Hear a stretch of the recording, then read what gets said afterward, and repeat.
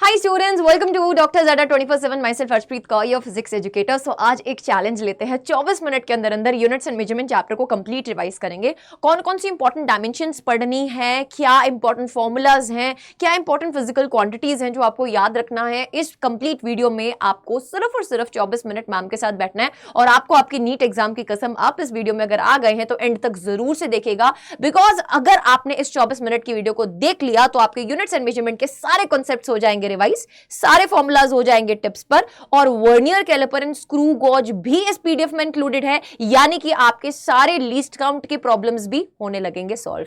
तो अगर अभी न्यू हो इस चैनल पे, सब्सक्राइब जरूर से कर लेना, और अगर ऑलरेडी मैम को फॉलो कर रहे हो तो यार फिर तो लाइक कर दो यार, फटाफट से, कोई कंजूसी मत करना। तो चलिए बिना किसी देरी के बेटा स्टार्ट करते हैं।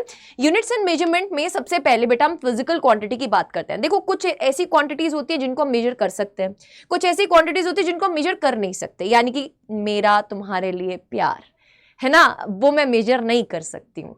आपका आपके मम्मी पापा के लिए प्यार आप मेजर नहीं कर सकते हैं। सो कुछ ऐसी क्वांटिटीज जिनको आप मेजर नहीं कर सकते हो, that is basically non physical quantities, that are basically not measurable quantities. ठीक है, और जो फिजिकल क्वांटिटीज को आप मेजर कर सकते हो तो आप बेटा उनको n इंटू यू की टर्म्स में लिखते हो, where n is a numerical value and u is basically the unit. जैसे कि 1 kg काजू कतली, तो बेटा n इंटू यू जो मल्टीप्लीकेशन में वैल्यू रहती है ना, ये हमेशा कांस्टेंट रहती है। यानी कि 1 kg काजू कतली इज इक्वल्स टू 1000 ग्राम्स।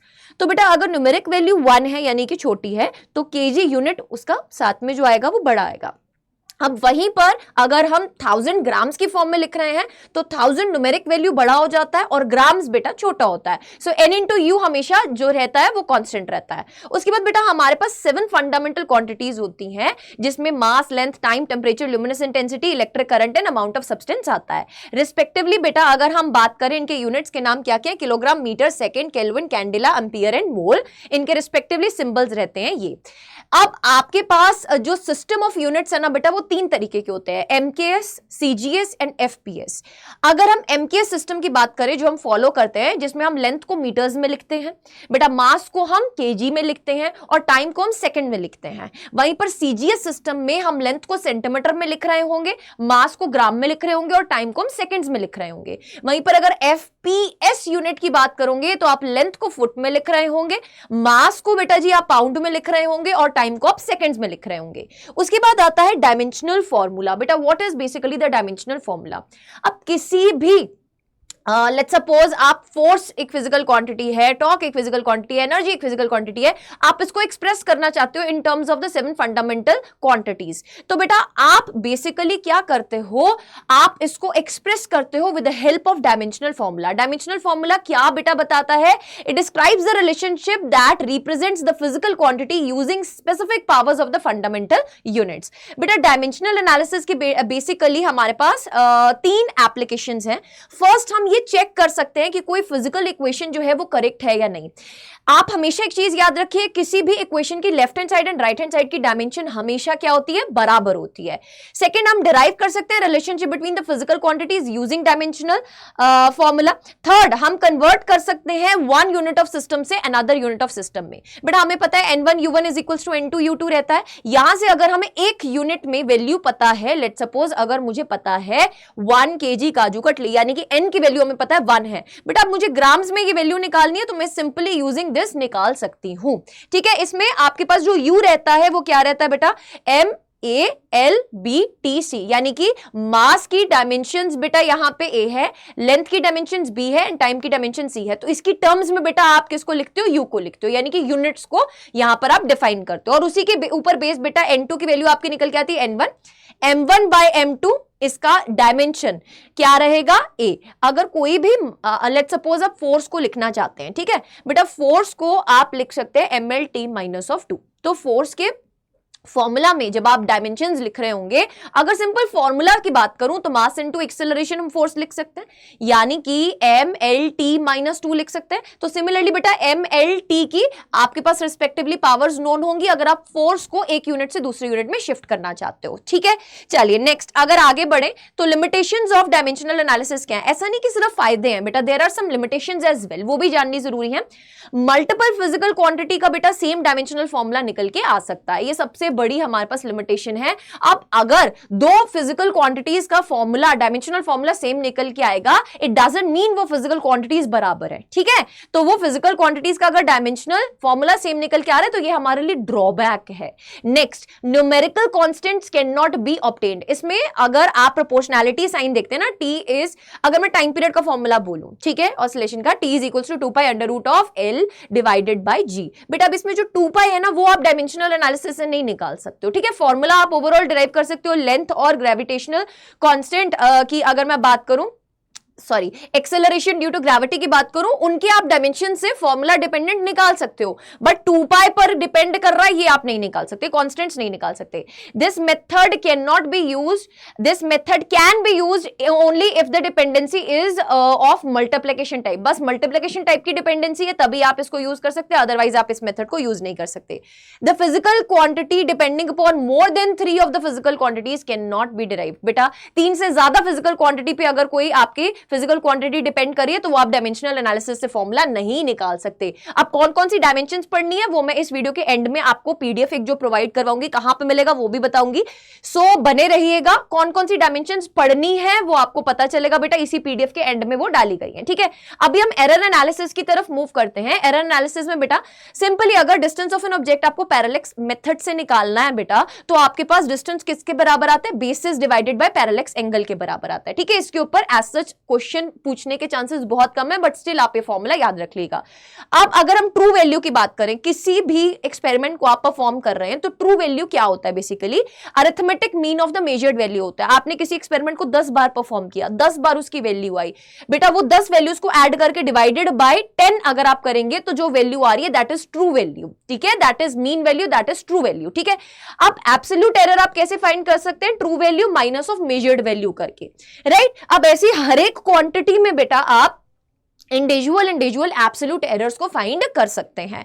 और अगर आप ये सब एब्सोल्यूट एरर्स का क्या कर दें, सम कर दें और उसको डिवाइड कर दें एन से, तो ये आपके पास मीन एब्सोल्यूट एरर आ जाता है, ठीक है।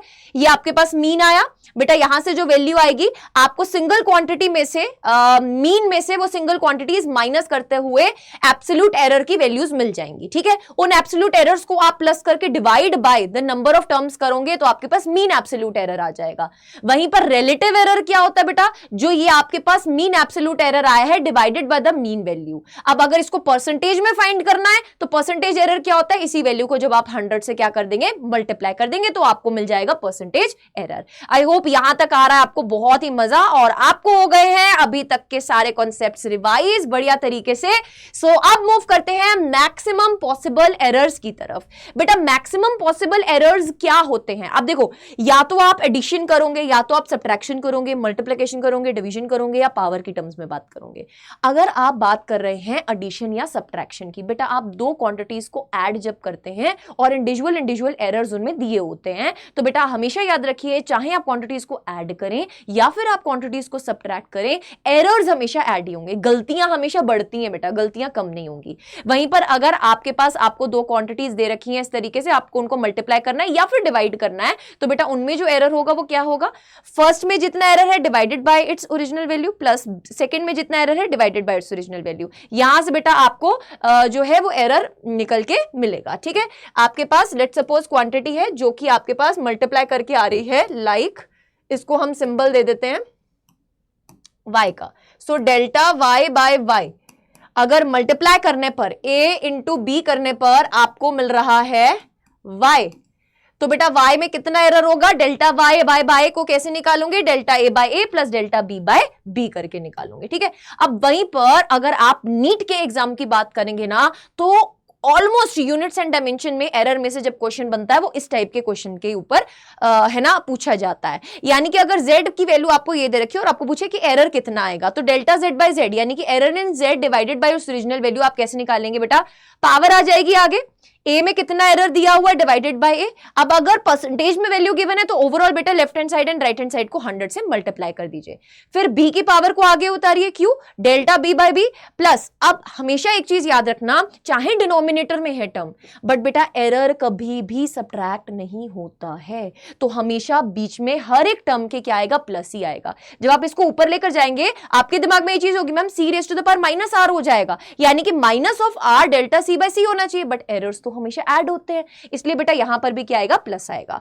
फर्दर आगे चलते हैं, सिग्निफिकेंट फिगर्स की बात करते हैं। बेटा सिग्निफिकेंट फिगर्स के मैं कुछ रूल्स बताने वाली हूं आपको, बहुत इंपॉर्टेंट। बेटा जितनी भी नॉन जीरो डिजिट्स हैं वो सबके सब सिग्निफिकेंट फिगर्स कहलाते हैं। लेट्स सपोज 34.5 में बात करूं तो 3 सिग्निफिकेंट फिगर्स हैं आपके पास, ठीक है। फर्दर अगर आपके पास लेट्स सपोज इस तरीके का केस है कि जो जीरो है ना बेटा वो सैंडविच में है, यानी कि जैसे सैंडविच में ब्रेड के बीच में फिलिंग होती है ना, सिमिलरली अगर जीरो बेचारा बीच में दबा हुआ है 2 डिजिट्स के, तो उसको हम सिग्निफिकेंट फिगर जैसे काउंट करेंगे, यानी कि 4.03 में बेटा आपके पास सिग्निफिकेंट फिगर्स क्या आ जाएंगी, 3 आ जाएंगी, ठीक है। ये जीरो अगर सैंडविच बना रहा है यानी कि 2 टर्म्स के बीच में है। आगे चलते हैं, अगर हम लीडिंग जीरोस की बात करें, बेटा अगर जीरोस लीड कर रही हैं यानी कि 0.623 आपके पास कोई एग्जांपल में नंबर दिया हुआ है, इसमें आपसे पूछ ले कितने सिग्निफिकेंट फिगर्स हैं।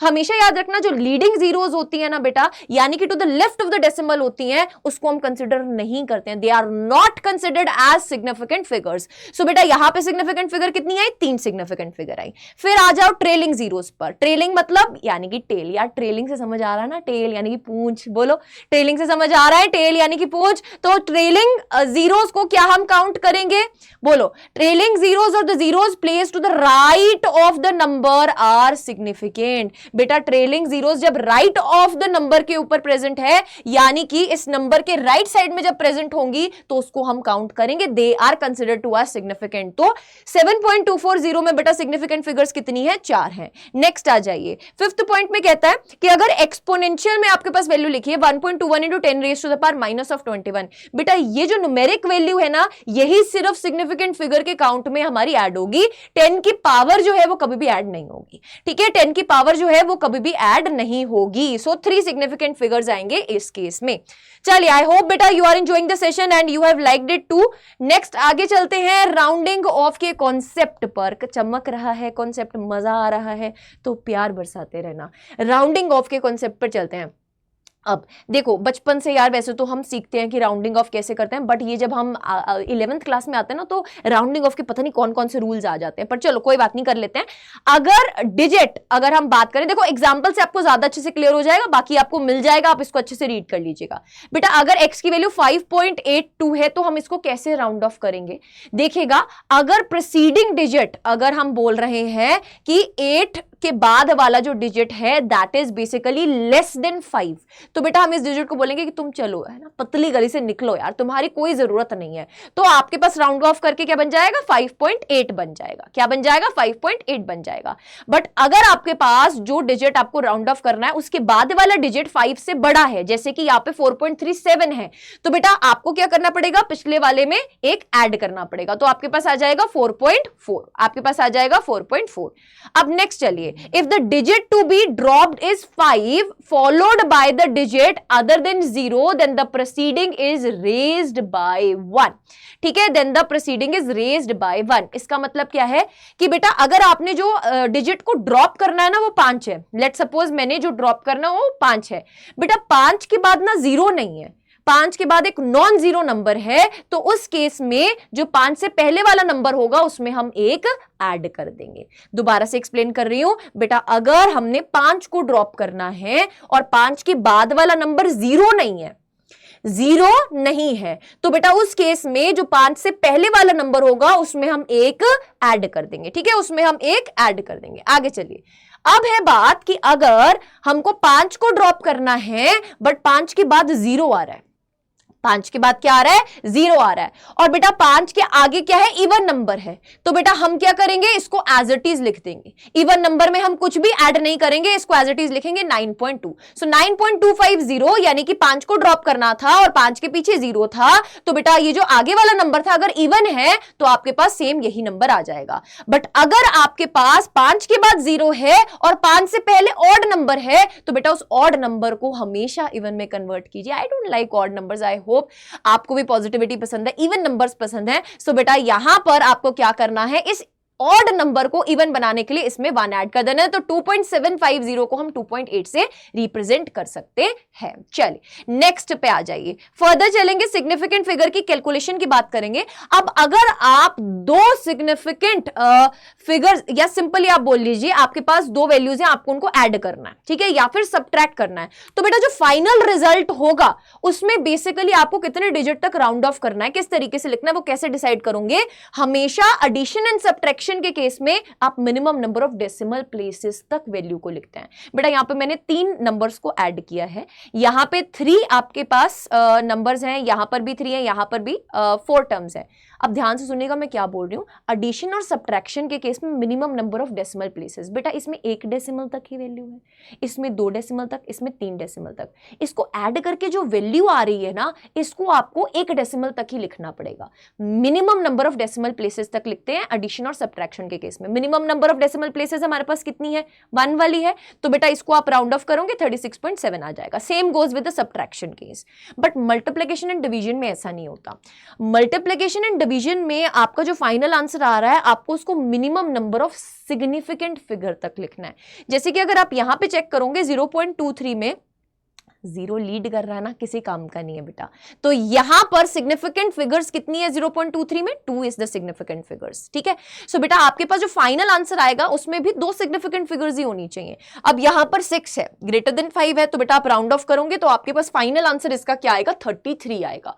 वेरी स्कोरिंग टॉपिक अगर समझ में आ जाए, अगर समझ में नहीं आया तो उलझोगे, तो प्लीज ध्यान से सुनो, समझ लो इस चीज को। जब एडिशन सब्ट्रैक्शन है तो फाइनल आंसर को मिनिमम डेसिमल प्लेसेस तक लिखना है। जब आपके पास मल्टीप्लिकेशन या डिवीजन है तो फाइनल आंसर को मिनिमम सिग्निफिकेंट फिगर तक लिखना है, ठीक है जी। इसी तरीके से बेटा आपके पास डिवीजन के केस में भी होगा। फिर ऑर्डर ऑफ मैग्नीट्यूड क्या होता है कि आप किसी भी नंबर को रिप्रेजेंट करते हैं किसी न्यूमेरिक वैल्यू में, जो कि आपके पास 0.5 से लेके 5 के बीच में होनी चाहिए, और इसका जो ऑर्डर आता है बेटा, जैसे कि यहां पे हमने 49 को रिप्रेजेंट किया 4.9 × 10⁻1 से, तो बेटा 10⁻1 का ऑर्डर ऑफ मैग्नीट्यूड क्या आ गया, 1 आ गया। 10⁻1 में पावर क्या है बेटा, 1 है, so order of the magnitude is 1 basically. Next आगे आ जाइए, वर्नियर कैलिपर की बात करते हैं। अब जो नॉर्मल आपके पास स्केल होता है 15 सेंटीमीटर वाला, उससे बेटा आप जो है एक थिन वायर को मेजर नहीं कर सकते, उसकी थिकनेस नहीं मेजर कर सकते। आपके पास वर्नियर कैलिपर, स्क्रू गॉज जैसे इंस्ट्रूमेंट्स हैं जिससे आप बहुत कम डायामीटर वाले चीजों को भी आप वैल्यू को मेजर कर पाएंगे। वर्नियर कैलिपर में बेटा 2 तरीके के स्केल होते हैं, this is the main scale, this is a vernier scale, ठीक है। 2 तरीके के स्केल होते हैं यहां पर। बेटा आपको इसमें बेसिकली क्या निकालना आना चाहिए, लीस्ट काउंट निकालना आना चाहिए। बेटा लीस्ट काउंट क्या होता है, इसके ऊपर बहुत बार क्वेश्चन पूछा जाता है, 2024 में भी पूछा गया है। लीस्ट काउंट इज बेसिकली एक मेन स्केल डिवीजन को जब आप एक वर्नियर स्केल डिवीजन से सबट्रैक्ट करते हैं, you get what, you get least count. अब according to the question different conditions given होती हैं। कई बार बोला होता है कि dash amount of vernier scale division coincides with the dash amount of main scale divisions. तो लेट अस सपोज हम एग्जांपल लेकर चलते हैं कि 10 वर्नियर स्केल डिवीजंस बेटा 9 मेन स्केल डिवीजन के साथ कोइंसाइड कर रही हैं। तो बेटा जब आप इसको सॉल्व करेंगे आपके पास एक वर्नियर स्केल डिवीजन की वैल्यू आ जाएगी in terms of main scale division. बेटा लीस्ट काउंट 5 फाइंड करने के लिए 1 main scale division minus 1 vernier scale division करेंगे, इसकी वैल्यू को यहां पे सब्स्टिट्यूट करेंगे।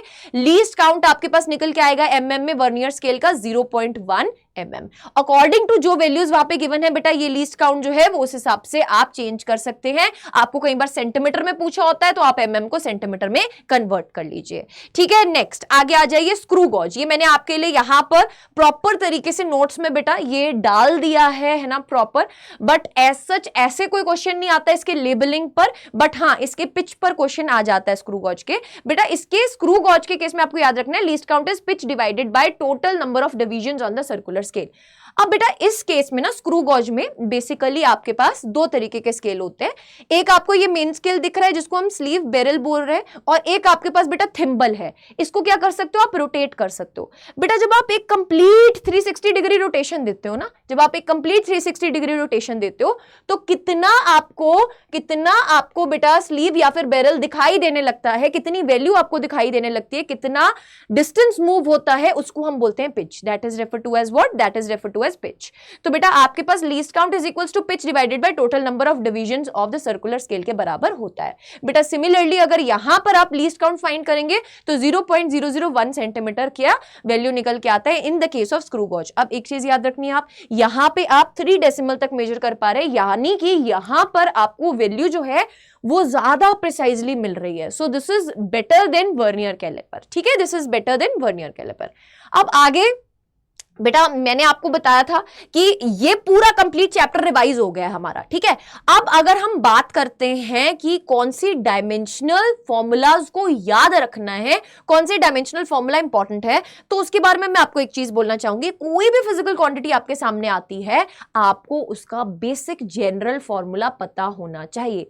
आप उससे उसकी डायमेंशन को लिख सकते हैं, फाइंड कर सकते हैं। जैसे कि नॉर्मल एरिया की बात करें तो बेटा आपको पता है इसके पास सिर्फ लेंथ की डायमेंशन होती है, तो एल स्क्वायर एम स्क्वायर, और m 0 आ जाएगा, t 0 आ जाएगा, l की पावर क्या हो जाएगी 2 हो जाएगी। बेटा वॉल्यूम में लेंथ कितनी बार आती है, 3 बार आती है, तो बेटा l की पावर 3 हो जाएगी, m 0 हो जाएगा, t 0 हो जाएगा। डेंसिटी मास बटा वॉल्यूम होती है, अकॉर्डिंगली बेटा इसकी डायमेंशन क्या हो जाएगी m l - 3 t 0। बेटा speed, acceleration, momentum, force, work, energy सब बेसिक डायमेंशंस हैं ये। इसमें आपको फोर्स और एनर्जी की डायमेंशन को याद रखना है। बेटा फोर्स की dimension everybody right in the chat box along with me, force की डायमेंशन क्या होती है mlt-2। एनर्जी की डायमेंशन क्या होती है ml²t-2। बेटा ये दो स्टैंडर्ड वैल्यूज हैं जो आपको याद रखनी है। और अगर आप ध्यान से देखेंगे वर्क और एनर्जी की बेटा डायमेंशंस सेम ही निकल के आती हैं। फर्दर अगर हम बात करें ग्रेविटेशनल कांस्टेंट, अब देखो ग्रेविटेशनल कांस्टेंट की याद होती है वैल्यू, बहुत बढ़िया बात है, बट यार आप सोच के देखो, इमेजिन करके देखो, सब कुछ तो mlt की टर्म्स में कितना रट्टा मार लोगे।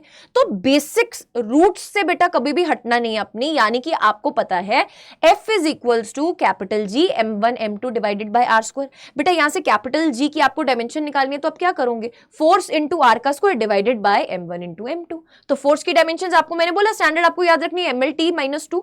साथ में बेटा आपके पास आ जाएगा आर स्क्वायर यानी कि एल स्क्वायर आ जाएगा, डिवाइडेड बाय बेटा दो मास m1 एंड m2 आ रहे यानी कि m की पावर 2। वहां से सीधा सीधा डायमेंशन निकल के आ जाएगी m-1 l3t-2, राइट। उसके बाद बेटा इंपल्स ऑफ फोर्स आपको पता है, दैट इज बेसिकली, बोलो इंपल्स ऑफ फोर्स को कैसे लिख सकते हैं बेटा mlt-2 इंटू टी, तो उसकी अकॉर्डिंगली डायमेंशन ये आ जाएगी। Stress, strain, coefficient of elasticity, surface tension, coefficient of viscosity, जब आप पूरा सिलेबस कर लेंगे ना अच्छे से, आपको सारे फॉर्मूलाज आते होंगे बेटा, आपको सारे फॉर्मूलाज आते होंगे तो डायमेंशंस आप इजीली फाइंड कर सकते हैं। बट मैंने इस पीडीएफ में आपके लिए जितनी भी, आप देखना मैं पढ़ती चल रही हूं, power, pressure, moment of force और टॉर्क, ठीक है, साथ ही साथ अगर आप बात करोगे heat of enthalpy, specific heat, latent heat, बेटा ये तीनों टाइप के हीट, एक तो नॉर्मल हीट है, नॉर्मल हीट तो फॉर्म ऑफ एनर्जी है, तो ml²t-2। बेटा जब आप स्पेसिफिक हीट की बात करोगे तो m की पावर 0 l2t-2। अभी देखो l2t-2 तो एज इट इज है, ओके, m की 0 हो जाएगी, k की पावर -1 आ जाएगी। यहां पे टेम्परेचर का कॉन्सेप्ट भी साथ में आ जाता है। लेटेंट हीट में क्या करूंगी बेटा, m0 l2t-2, यहां पे k गायब कर दूंगी, ठीक है। दिस इज बेसिकली यही फॉर्मूला, बस इसमें m की पावर क्या हो जाएगी 0 हो जाएगी। Heat, specific heat, latent heat, I hope आपको याद होगी होंगी।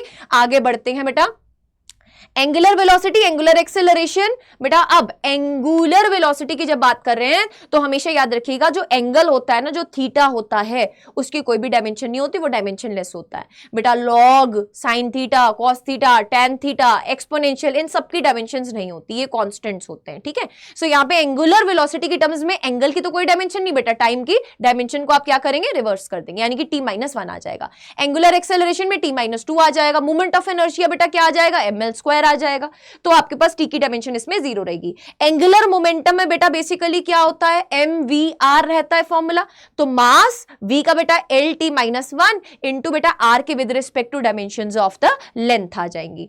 प्लैंक्स कांस्टेंट, देखो अब जितने टाइप के कांस्टेंट्स है ना, जैसे कि अगर आप बात कर रहे हो ग्रेविटेशनल कांस्टेंट, प्लैंक्स कांस्टेंट, तो इनकी वैल्यूज को आप कर सकते हो, याद तो कर लीजिएगा, ठीक है। यहां पे अगर आपको नहीं याद हो रहा है ना प्लैंक्स कांस्टेंट, तो यहां पे सिंपली बेटा आप फॉर्मूला याद रखेंगे, E is equals to h into mu, E is equals to h into mu. बेटा यहां से आप प्लैंक्स कांस्टेंट की वैल्यू निकाल सकते हैं बहुत इजीली। एनर्जी की डायमेंशन आपको पता है ml स्क्वायर t माइनस 2 होती है। फ्रीक्वेंसी की डायमेंशन क्या होती है बेटा, टाइम पीरियड के इनवर्स होती है, यानी कि t माइनस 1 होती है। तो आप accordingly energy divided by frequency करेंगे, प्लैंक्स कांस्टेंट की आपके पास वैल्यू निकल के आ जाएगी, ठीक है। आगे चलिए, फोर्स कांस्टेंट।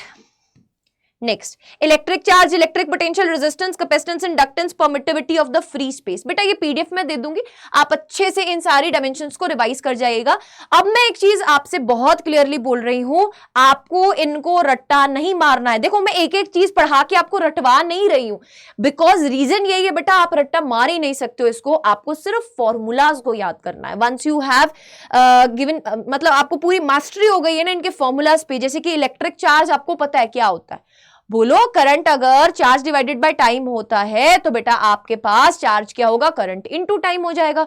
तो करंट अपने आप में एक फंडामेंटल क्वांटिटी है, तो उसके लिए एम्पियर एज इट इज लिखेंगे, साथ में टाइम की डायमेंशंस आ जाएंगी, तो ए इंटू टी हो जाएगी। अब ये कुछ बेसिक चीजें हैं जो आई होप आप कर लेंगे खुद से, बाकी पूरा चैप्टर आपको रिवाइज करवा दिया गया है।